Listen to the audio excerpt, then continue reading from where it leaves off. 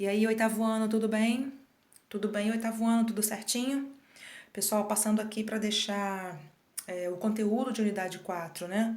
Do primeiro reinado para vocês, conteúdo da unidade 4, desculpa, para vocês, para a gente falar um pouquinho de como foi esse pós-independência, né? Como é que foi essa questão aí do Brasil Império? Como é que começou isso, né? A Jaque tinha deixado a correção da unidade 4 para vocês, mas foi um erro meu, né? Eu tinha que ter deixado primeiro o conteúdo como eu venho fazendo, mas me desculpem de novo, por favor. Então, assim, a correção, deixem guardadinha a correção, assistam a aula, vão marcando lá na unidade 4, né? O conteúdo, conforme vai aparecendo aqui, vocês vão marcando o que vocês acharem mais interessante.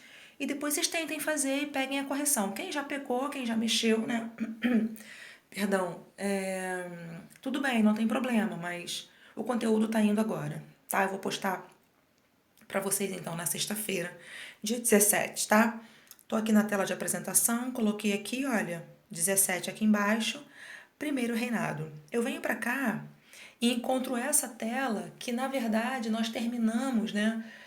Quando nós fizemos a live, nós terminamos com essa imagem, se não me engano, foi com essa imagem que eu terminei. Ou essa imagem apareceu no meio do caminho, no finalzinho, né? Porque essa imagem é o quadro do Pedro Américo, que vai ser pintado aí representando a questão da independência, do grito lá, né, às margens do rio Ipiranga, de Pedro I falando, né, a célebre frase independência ou morte, tá? O que a gente tinha visto antes? A gente tinha visto antes disso aqui, lembrando que antes de começar, gente, eu vou enviar em duas partes, tá? Esse material aqui é muito grande, eu vou enviar em 2 vídeos, tá? No meio do caminho eu vou parar, para não ficar muito comprido, para não ficar muito grande, muito cansativo. O que a gente tinha visto antes disso aqui? A gente tinha visto a família real vindo para cá, né? Realmente a família real vindo para cá, o pai de Pedro I, né, Dom João VI, a mãe, que é Carlota Joaquina, e toda a corte portuguesa vindo para o Brasil, vindo morar aqui no Rio de Janeiro, vai vai ser um grande divisor de águas aí na história do nosso país, né? Porque vai ser a partir disso aí que Dom João vai fazer muitas modificações, muitas melhorias no Rio de Janeiro principalmente, vai desencadear a questão, inclusive, de Portugal pedir para que Dom João volte, porque no meio do caminho a gente vai ver a questão do Congresso de Viena, a gente já viu, né? Aqui a gente revê, a gente vê de novo que o Napoleão tinha sido vencido, então os reis podiam voltar para os seus legítimos tronos, e Portugal vai exigir o retorno de Dom João em 1820 com a Revolução do Porto. Vão exigir que ele volte. E ele vai voltar, né? Ele vai voltar, mas vai deixar o filho aqui que é Pedro I. Vai ser Pedro I que vai falar a célebre frase independência ou morte. Muito por conta aí, na verdade, né, de bater de frente com o pai, muito também, principalmente porque a gente está vendo aí alguns partidos também pressionando, né, a questão da liberdade. A gente está vendo esse contexto aí do iluminismo, da liberdade. O Brasil também não fugiu disso, não, tá? A gente vai ver aqui uma diferença muito grande na questão de toda a América, é que toda a América vai virar república quando ficar independente. Estados Unidos vai ser a primeira, Haiti, Paraguai, Uruguai, Venezuela, Argentina, né? Vão virar repúblicas, mas nós vamos nos tornar um império. Vamos ser governados por um imperador, que vai ser Pedro I. Dizem até os historiadores, alguns historiadores defendem que o Brasil vai ficar com um pouquinho de ranço, sabe? Dessa questão de não ter se tornado república. A nossa república só vai vir em 1889, bem depois disso aqui, né? 67 anos, né? 89? Eu acho que sim, 6, 7, 8, 9, 67 anos depois, tá? Então esse aqui é o quadro do Pedro Américo, né? Tentando, né, fazer com que esse acontecimento tenha sido de forma muito pomposa, né? De forma muito ilustre, vamos dizer assim, né? A palavra certa é essa, muito ilustre, mas na verdade o acontecimento foi sim, né? Ele não estava montado aqui nesses cavalos manga larga, sabe? Não aconteceu isso. Na verdade era no lombo de mulas que ele estava montado, o imperador, e algumas pessoas estavam com ele também.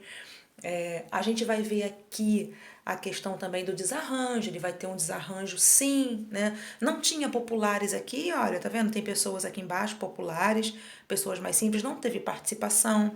Então a gente vê que o quadro do Pedro Américo, inclusive o Pedro Américo depois ele fala, né? Tem alguns artigos que falam, Pedro Américo, poxa, como é que eu ia pintar o imperador abatido, né? Tinha acabado de ter um desarranjo lá na beira do riacho, lá em Ipiranga, montado em cima de uma mula, não tinha como, né? Então, na verdade, existem contradições, tá? O livro de vocês mostra isso, tá? Essas contradições aí do quadro do Pedro Américo. Eu venho para cá e trago, então, já que a independência aconteceu, 1822, independência ou morte, né?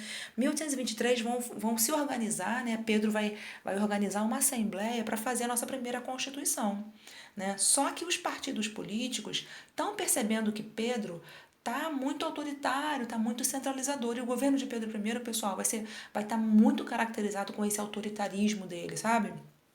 E aí, esses políticos, né, vão querer cortar as asinhas de Pedro I. E aí ele vai pensar, quer saber? Vou dissolver essa Assembleia Constituinte, eu não quero... quem vai organizar a Constituição comigo, perdão, vão ser só os políticos fechados comigo. Então ele vai dissolver essa Assembleia, vai demonstrar aí esse caráter centralizador e autoritário dele, e mandão, né? E vai fazer uma Constituição, sim, mas só com pessoas que compartilhavam do pensamento dele, que compartilhavam das ideias de Pedro I, sabe? Que fechavam com ele, né? Então, vai ser essa Assembleia Constituinte dissolvida, demonstrando aí esse autoritarismo de Pedro I. Essa Constituição vai vir aqui, olha, é caracterizada como uma Constituição outorgada, ou seja, uma Constituição que vai ser imposta, vai descer goela abaixo na garganta do brasileiro, né, do povo, né, na verdade, porque não vai ter participação de outros grupos, apenas de grupos que compartilhavam do que ele achava, né, vai criar aí um poder moderador que vai centralizar o poder na mão dele. Esse poder moderador só vai acabar lá na Constituição de 1891, que é a primeira Constituição aí da República, tá? Esse poder moderador vai perdurar aí, né, vai existir durante todo o Império, e era um quarto poder, na verdade. Nós tínhamos o Executivo, o Legislativo e o Judiciário, mas o poder moderador vai ser um quarto poder que vai concentrar todos os outros poderes na mão de Pedro I, né? Então, tudo que acontecesse tinha que passar pelas mãos de Pedro, de acordo aí com a instituição do poder moderador, tá? A questão do voto censitário, só vota quem tem uma determinada renda, excluindo grande parte, maioria da população, tá? A questão da religião também, né? Vai ser oficializada aqui a religião católica. Na verdade, algumas pessoas... Ele não vai impedir a prática de outras religiões, não, tá? Mas vai ser oficializada, tá, a prática do catolicismo no Brasil, tá? Eu venho para cá e trago uma charge, né? Eu gosto muito de brincar com charge. E aqui a repórter está perguntando para ele: a Constituição é para todos, Majestade? E ele está dizendo: quase todos. Eu estou acima dela, né? Então essa lei, eu não tenho que obedecer às leis da Constituição. É isso que ele está colocando aqui, né? Essa lei máxima eu não tenho que obedecer, eu estou acima dela. Tem uma outra charge também que ele diz, né? Uma repórter pergunta para ele, bem parecida com essa daqui. Quem está acima dos teus poderes? Aí ele coloca: quem sabe Deus esteja acima dos meus poderes. Quem sabe Deus? Quer dizer, refletindo aí esse caráter centralizador, né? De tudo ter que passar pela mão dele, refletindo esse caráter autoritário do governo de Pedro I, tá? E Pedro II também, que vai ser o filho dele, tá? Eu venho para cá e trago a Confederação do Equador. A gente está vendo, então, muitas modificações, muitas transformações acontecendo no Rio de Janeiro. Desde quando, né? Desde 1808, quando Dom João veio para cá, o Rio de Janeiro era o centro, né? Onde vivia ali a corte portuguesa. Então, Biblioteca Nacional, né? Antiga Biblioteca Real, Jardim Botânico, Banco do Brasil, várias transformações acontecendo no Rio de Janeiro, e o Nordeste ficando relegado aí a segundo plano. E aqui vai acontecer a Confederação do Equador. Eu não sei se vocês lembram da Revolução Pernambucana, que aconteceu lá naquele período que Dom João estava aqui, Dom João VI, em 1817. Também foi o Nordeste, também foi Pernambuco, junto com Alagoas e tal, chateados com essa centralização do poder, né? Chateados com a falta de melhoria, com altos impostos, né? Com Pernambuco está sofrendo muito com altos impostos. A gente falou isso. E é aqui, 7 anos depois, em 1824, ó, a data aqui, o Nordeste vai se pronunciar de novo. Aqui a gente fala Confederação do Equador, porque lá em cima, no Nordeste, esses estados, Pernambuco, Alagoas, Rio Grande do Norte, Ceará, que estão chateados com essa centralização de poder, que estão chateados, né, com esse autoritarismo do Pedro I, vão se levantar, e esses estados do Nordeste estão pertinho ali da linha do Equador, aquela linha imaginária que divide aí a Terra em dois hemisférios, norte e sul. Então a Confederação do Equador não tem esse nome porque o Equador estava envolvido, tá, gente? É por causa da linha do Equador que corta ali, né? Inclusive passa ali bem pertinho desses estados. Vide aí a temperatura muito alta desses estados, né?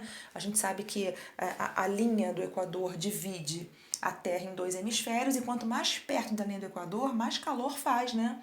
Mais próximo aí do centro da Terra. Então, o Nordeste faz muito calor, muito por conta disso. A Michelle fala melhor, né, gente? Para vocês, só pra gente entender, que é geografia, né?